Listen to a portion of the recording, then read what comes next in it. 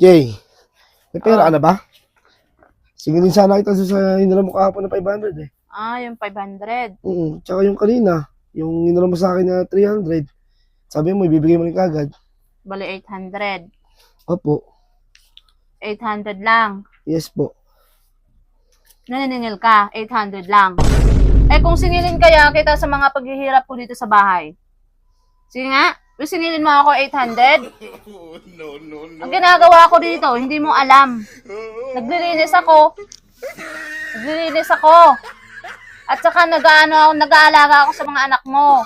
Ilan anak mo? 3 anak mo. At saka naglalaba ako. Tapos ngayon sisingilin mo ako sa 800 lang. Eh ikaw, saan ka? Puro ka travel. Wala ka dito.